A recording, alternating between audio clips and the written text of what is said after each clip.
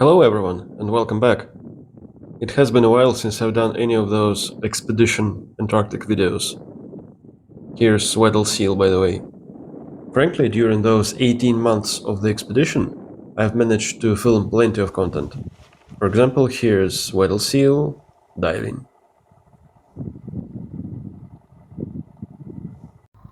Well, today on the 27th of February, our vessel has finally arrived, Academic Fedorov.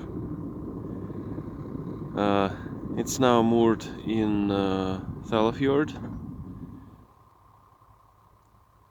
We'll be boarding it in like 4 or 5 days, and we'll start our way home. So the expedition consisted of several quite memorable periods. Those periods are: primarily it's our voyage aboard the expeditionary vessel through Atlantic and Southern Oceans. Then it's our disembarking onto Antarctic soil, and about 1 month on the shore station Progress before leaving to Vostok.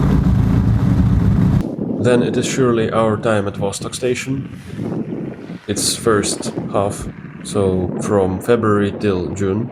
Then it's the period from the end of June to the end of November, when the first tracked convoy from the shore arrived and we saw first living humans in about 1 year. It was followed by a period of 2 months, December and January, when most of us were involved in preparing the station for the next wintering.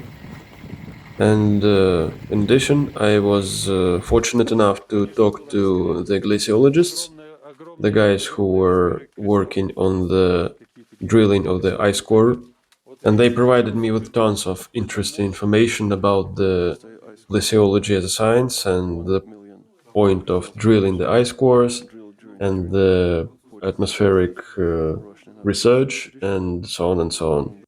The ice core storage, the climatic history of the planet for the last many 100,000 years. My time at Vostok Station ended on the 5th of February 2020.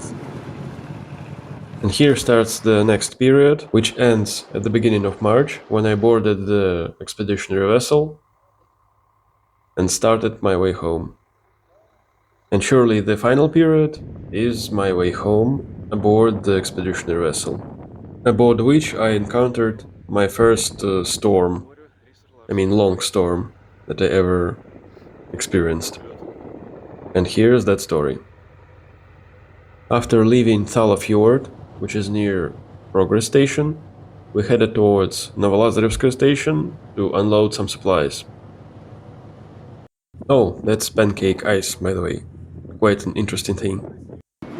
Besides food, those supplies consisted of several hundred fuel drums.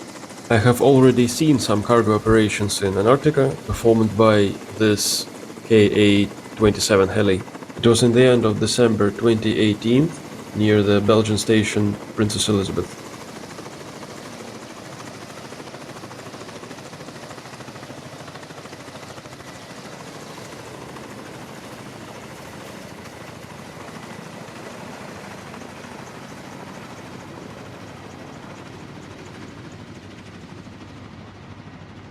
By the way, we had 2 helis aboard our expeditionary vessel. One was used for any kind of cargo operations, and the second one was used in case the first one is broken. As you can imagine, any kind of helicopter activity on the vessel, especially in Antarctica, is definitely worth filming. So after reaching Novolazarevskoye station, we had to perform the same kind of operations. And at first we thought that it's gonna be okay and the weather would be favorable. The weather actually was quite favorable, but only for like 2 days. But then the weather began to worsen and eventually developed into a quite substantial storm, or gale, which I think is the better term, with waves of 6 to 7 on Beaufort scale and a wind of about 30 meters per second. Those videos were filmed on the second or third day of the gale, and it lasted for about 10 days. And those 10 days of gale were one of the hardest experiences in my life.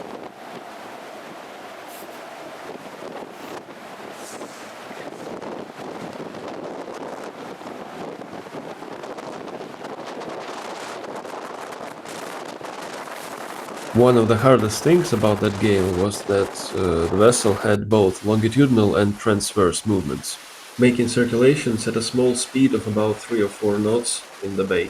And that was really hard for the vestibular system.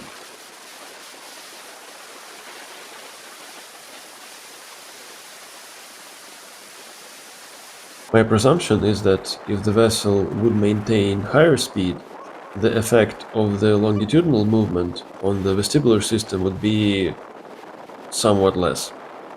Well, I guess most people experienced motion sickness, but being affected by it for more than 10 days was quite of an experience.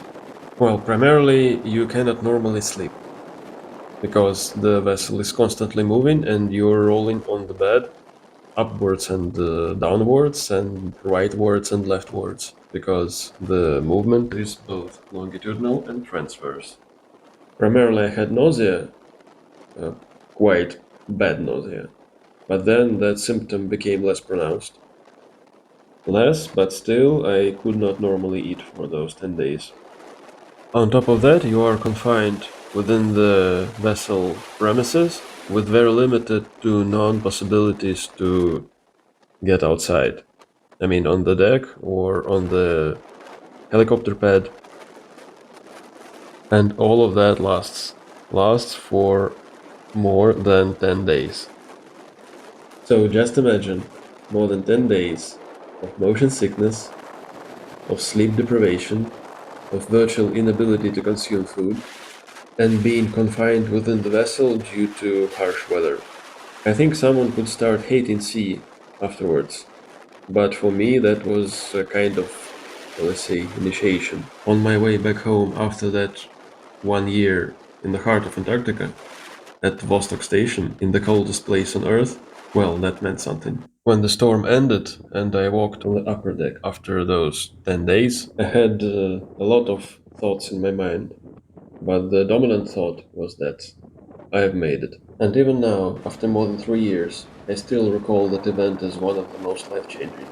Along with reaching the summits of Kilimanjaro and Elbrus, along with watching the horizon during the skydive, and along with that 1 year that I've spent in the heart of Antarctica. That marvelous, icy continent.